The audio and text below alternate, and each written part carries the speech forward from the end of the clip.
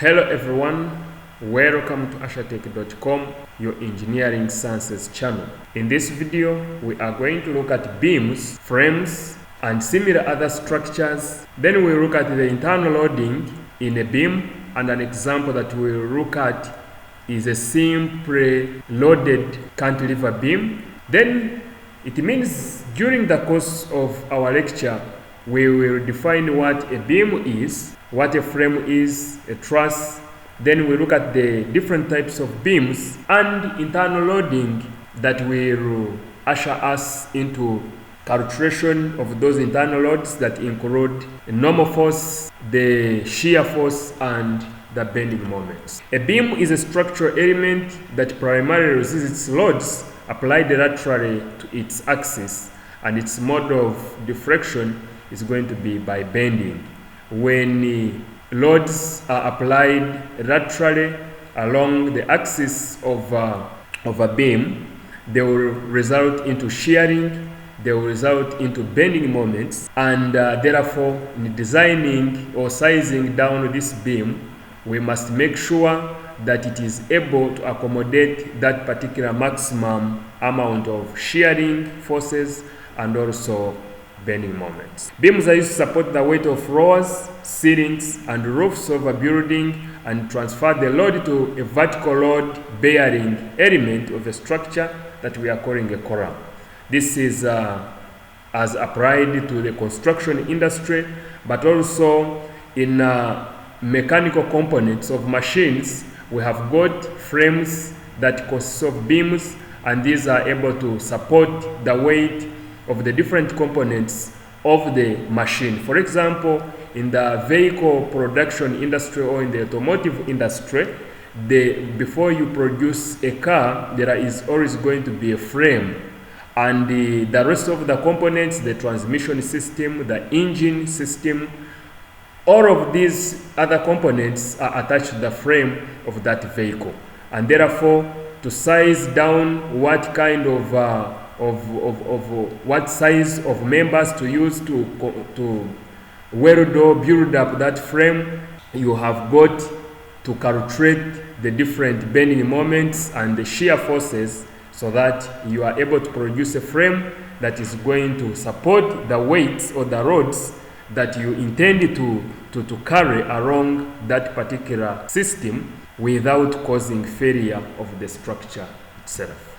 Now, when we take an example of a beam and a column in a building, we see this horizontally laid member is a beam, and it is used to carry all this weight on top of it.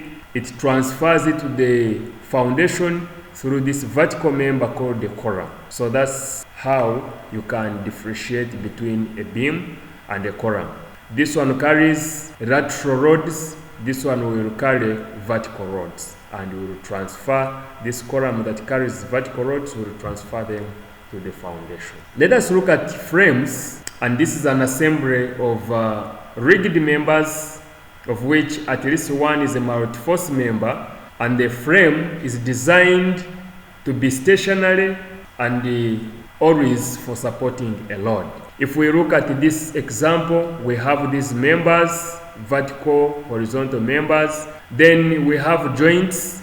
A frame has got a rigged fastened members, and they are not free to move about the joints. Therefore, they are also able to carry loads in between the joints. Between the two joints, you can have rods, and therefore those loadings will result into bending moments and shearing forces within these members. And this is basically different from what a truss is, because a truss has rods directly at the joints and does not have forces that are applied between the two joints, and therefore you cannot have bending moments in a truss. Let us go ahead and look at the next. Unlike a frame or a truss, a machine as an assembly of rigged members also is designed to make sure that the members that constitute it have got relative motions, and they are able to transmit a force from the source of power to the resistance to be overcome or to the work that needs to be done by that particular force. So as you have stationary rigged members in a frame, in a machine, you have those members, but when they are able to rotate about or with definite relative velocities or speeds relative to each other, and they are able to also transmit forces. Therefore, a machine will have two functions of transmitting definite relative motion and also transmitting a force. A truss, as we have said, is a rigged structure also, but made up of collection of straight members, in which we must note these ones. There must be a pin joint, and members are free to rotate at the joints. Yes, if this is not there, then that is not a truss. Then the loads are always applied at the joints, and no loads in between the joints, and therefore we shall not have bending moments, since all these forces are at joints and are actually applied only. So for example, if we look at this example, we have a load that is applied at the joints, and we see in these members you will have actual loads that are either compressive or tensile forces, and then you also have other forces that are going to act in these members. They could be reactions, they could be normal, they could be horizontally, and therefore in the analysis of a truss you need to take care of these conditions. If they are not there, then that is not a truss. It is either a frame or a machine. Okay, then it means if you have that kind of structure, each member will always be in equilibrium. The actual loads that are applied are always equal but opposite, and they are going to either be in tension or in compression. So that's why we have got forces acting away, and that will cause tension in the member. If they are coming together to crush the member, then we shall say that member is under compression. Now, let us discuss types of beams. First of all, we have a continuous beam or continuous beams, and these are beams that have got two or more supports that will reinforce them.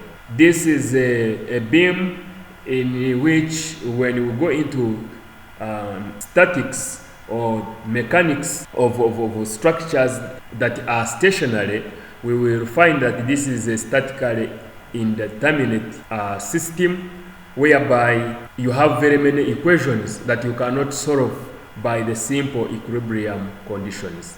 So a continuous beam has a support here, a support here, a support here, with the loads that are applied to the beam, and therefore it is through the beam that these forces are transferred to the supports, and then be able to transfer them to the foundation or to the base of that particular structure. Then we have simple supported beams. We have got a simple supported beam with two supports and the loads in between the two. So when we have a support at the end and another support at the end, and that is a beam carrying rods in between them, then that is a simple supported beam. Now we also have another example of what we call fixed beams. Fixed beams have the beams fixed at both ends and carry particular rods in between. So these rods are laterally transmitted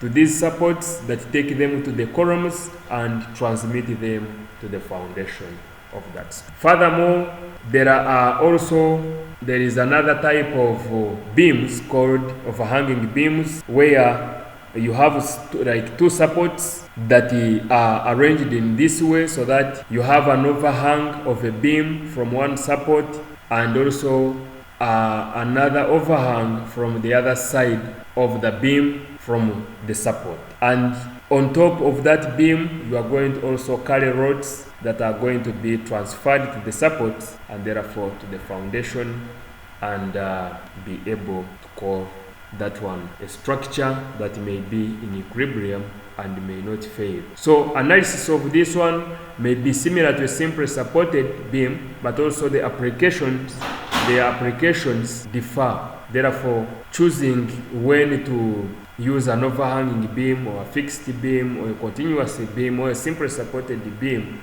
depends on the design considerations and what loads are you going to transmit, and also what system are you talking about in that regard. Then we have a cantilever beam. In a cantilever beam, you have got that beam that is fixed at one end and the other end is free. Therefore, the loads are applied on the other side that is free. So there are also different applications of a cantilever beam, and you can find it in structures, in construction, and also in mechanicals. Thank you. See you in the next video as we discuss the internal loading.